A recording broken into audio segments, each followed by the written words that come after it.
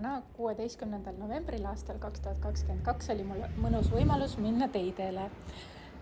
Kuna ma olen siuke mugav ja natuke laisk, siis ma muidugi päris sinna tippu ei läinud, vaid ma võtsin selle kaablitrolli ja sõitsin sellega üles ja alla. See lõbu maksab 38 eurot ja koha peal üleval võib olla maksimaalselt 1 tunni. Selle tunniga seal tegelikult eriti mitte kuskile ei jõua.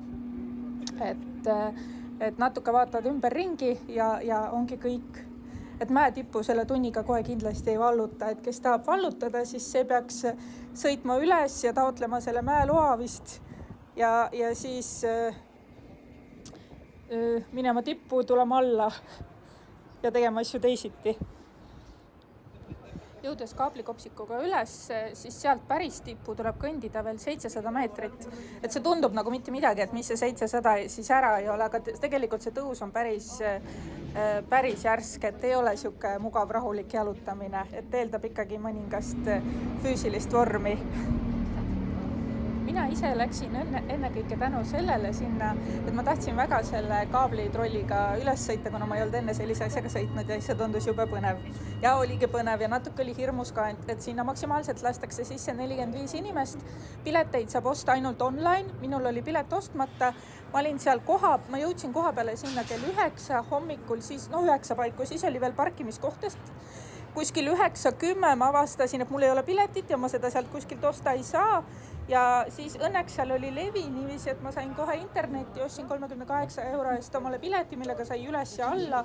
Kui võtta ainult nagu üles suund ja tulla alla jalgsi, siis on soodsam. Ja 9:30 juba läks minu see kopsik sinna üles, aga ainult sellele kellaajale oli ainult 1 pilet. Ehk siis neid pileteid ei ole seal niiviisi palju, et see oli lihtsalt joppamine. Et soovitan osta pilet ette. Teine asi, mida ma kindlasti soovitan ja mida ma avastasin siis, kui ma alla tulin, ega ma seal üleval kaua ei olnud, ma ei olnud seal tundi, sest mul ei olnud seal nagu väga midagi teha või ma sain aru, et ma väga sealt kuhugile ei kõnni ja enam põnevamaks väga ei lähe, et natuke vahtisin ringi, siis tulin alla ära. Nii et all ma olin juba kuskil seal mingisugune 10 läbi olin juba all.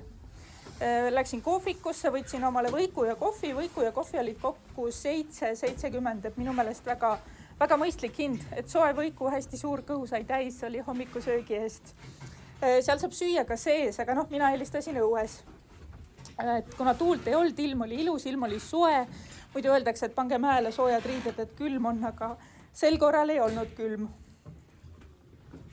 Sisuliselt 10:30 ajal on see parkla ja sellega lähiümbrus väga tuugalt autosid täis ja ka busse täis, sest sinna tuuakse inimesi ka bussidega. Ehk siis, kui te ostate selle pileti ja mõtlete, et lähete täpselt kohale, siis päris nii lõbus see asi ei pruugi olla, sest võib juhtuda nii, et lihtsalt ei ole parkimiskohta. Et mina soovitan minna hommiku nii vara kui saab, soovitatavalt 9:10 ajal, et siis saab parkimiskoha, sest muidu on nagu ikka täiega jama. Ma ei kujutagi ette, kuidas see on, et kui oled selle pileti ostnud ja ma ei tea, kas see pilet kehtib ka nagu hiljem, sellepärast, et kui need järgmised üles minevad kopsikud on kõik välja müüdud, et seal ei ole vabasid kohtasid, siis minu loogika ütleb, et seda piletit enam kasutada ei saa, et see on justkui raisku läinud. Et see parkimise osa tuleks nagu eelnevalt läbi mõelda hästi hoolega. Kõik juba nägid, et kaablikopsikus kõik olid maskidega, mask on kohustuslik, kui seda ei ole, siis sisse ei saa. Selle maski saab soetada 1 euro eest Nänni poest, mis on ka seal samas juures. Et seal on Nännipood ja siis on väike kohvik ja siis on see, kus selle kopsikuga üles saab minna. Et mask peab kaasas olema, kui ei ole, siis tuleb see käppelt osta. Enamikul inimestest ei ole nii, et ikka kõva pool kopsikutäiest jookseb sinna seda maski omale ostma. Mina ka nende seas, et ei olnud mingi erand. Mingisugune sall või puff või mis iganes tekstiilist suvaline näokate ei asenda maski ja seda ei arvestata. Et sai ka küsitud. Endal mul oli siin ka näha, et sall kaelas ja puff on peas, et oleks võinud midagi leiutada, aga ei lubatud.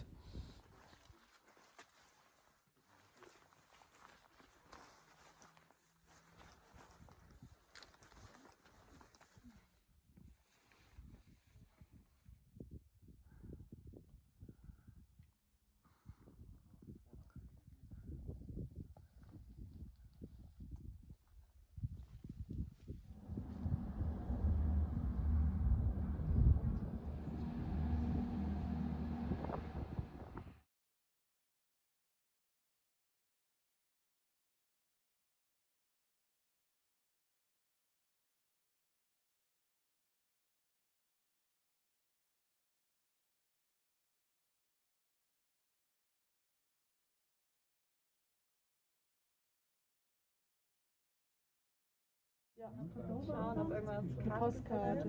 Da sind sie schon. Also warum stimmt das? Da sind sie schon. Das ist so witzig. Hammer.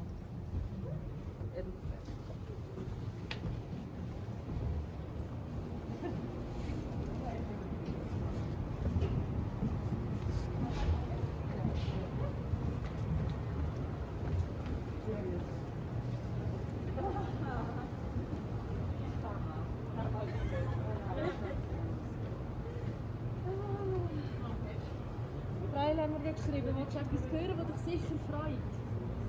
Ja, du hast ja am Freitag noch die Lösungsmittel laufen, über das Wochenende. Ja, Manuela hätte jetzt noch einmal gemessen, weil man natürlich wieder vergessen hat, dass ich die am Freitag schon einmal gemessen habe.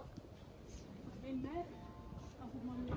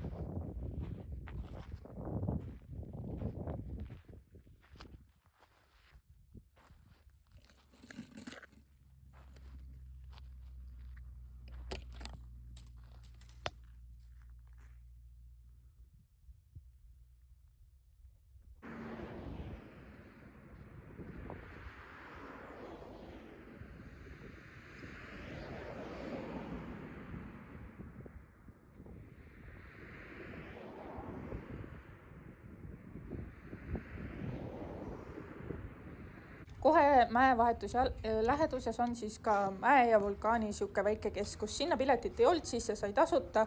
Hästi palju informatiivset teavet oli, aga samamoodi parkimine oli täielik peavalu. et kes parkimiskoha saab, see on lihtsalt õnnelik. Et seal küll ümber on parkla ja kõrval on parkla, aga no põhimõtteliselt kõik oli täis. Et mina ise olin juba ümber keeramas, sest tundus nii lootusetu. Aga siis üks inimene just sõitis minema ja mul õnnestus see parkimiskoht saada. Et tundub, et ma jahun siin videos hästi palju parkimisest ja justkui nagu paisutan seda teemat üle, aga tegelikult on ikka päris niru, kui lähed kuskile, oled planeerinud oma päeva ja tänu parkimise probleemidele jäävad sul mingid asjad nägemata, mingid kohad külastamata. keskus ise oli väga lahe ja ma kindlasti soovitan seda külastada. Selle juurest läheb ka mingi 3-4 matkarada erineva raskusastmega, et kes matkata soovib, saab kohe sealt algust teha. Ja ülepeakaela see tee sinna mäele, kuskilt alt nii-öelda pihta hakates, et tee ääres on hästi palju matkaradu ja hästi palju peatumiskohtasid ka. Et on mida vaadata, et minu meelest need matkarajad ja need peatumiskohad või photoshoot'i kohad, et need on iseenesest palju ägedamad kui see mägi. Et ma arvan, et see mägi on nagu äge siis, kui sinna päriselt tippu matkata. Et siis on nagu ristike kirjas, et tehtud, aga lihtsalt sellega, et kondliga üles sõita ja alla sõita 38 € eest, et siis sealt ei saa mingisugust elamust.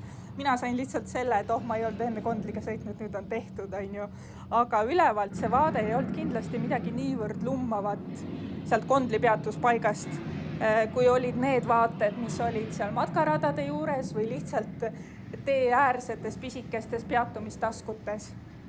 Iseenesest on võimalik teidel matkata ja teidet ka vallutada, jõuda ka tippu täiesti tasuta. Selle kohta on YouTube'is päris palju videosid inimestelt, kes on käinud ja nõuandeid, kuidas minna, kust minna, mis ajal minna, et kes tahab, see saab otsida, et vaadake YouTube'i, pange, ma ei tea, hiking teide või tips for hiking teide või mingisugused otsingud ja leiate üles.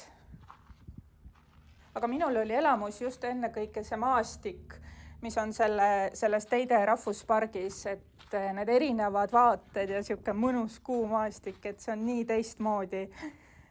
Meil siin Eestis ei ole mitte midagi analoogset nagu vastu panna, et meil on küll oma toredad sood ja rabad ja metsad ja imelised saared ja imeline rannik, aga see kuumaastik seal lihtsalt oli nii teistmoodi ja niivõrd äge.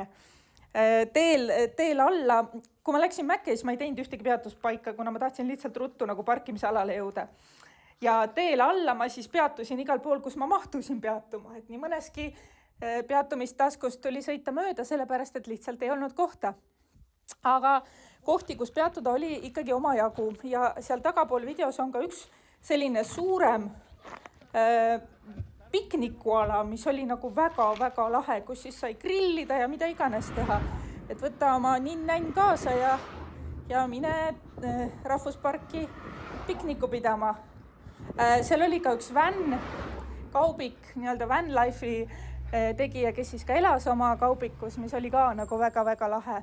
Ja seal tegelikult Teide parklas oli ka üks punane auto, mida ma filmisin lähemalt, kus oli ka näha, et autos elatakse, kuna taga oli madrats ja ka tagumine üks väike aken oli kinni teibitud nii-öelda selle sooja materjaliga. Kindlasti soovitan tulla Teide rahvusparki matkama. Matkaradade juhised on väga täpsed, on ära öeldud, kui pikk on, mis maastik on, kas on kerge või raske, et mida on nagu tee peal oodata, et see on kõik väga ilusasti lahti kirjutatud ja teed on ka hästi märgistatud. Et mina iseenesest soovitaksin pigem külastada seda rahvusparki ja võtta ette neid matkaradu, kui sõita lihtsalt Kondliga üles ja alla, sest seal üleval ei ole mitte midagi teha, see vaade ei ole mitte midagi nii lummavat kui see, mis toimub nagu matkaradadel. Meenus üks asi veel, ma tegelikult seda filmisin ja kuidagi käega ka mõõtsin, aga kes märkas või aru sai, et sõites tee pealt maha kuskile peatumistaskusse, siis see teeserv võib olla väga terav ja järsk, et seal võib olla nii-öelda selle asfaldi ja selle mahasõidu vahe võib olla mingi 20 sentimeetrit, et tuleb olla nagu väga-väga ettevaatlik, kui on võetud tavaline sõiduauto. Et mina jätsin osad peatuskohad ära ka tänu sellele, et oli juba eemalt näha, mis seal nagu toimub ja rendiauto ei julgenud nagu hullu panna. Et sellele tasub ka tähelepanu pöörata, et milline see tee äär on, et lihtsalt sõita aeglasemalt ja siis nagu tegelikult juba eemalt märkab, mis seal toimub, et kas tasub maha sõita või võib-olla vaataks mõnda järgmist. Siin ongi nüüd see kaubikuelu van, millest ma enne rääkisin ja see grillimisala, mis ala on tegelikult hästi suur, et siin kohalikud noored lõbutsevadki ja eemal parkis seal veel autosid, et see on koht, kus kindlasti tasub peatuda, ma ei tea, võib-olla siin võib mingi sõidukiga ka ööbida või telkida või kas ametlikult just tohib, on ise asi, aga kuna see enne Ida-Eurooplasi nagu peatanud on, eks ju.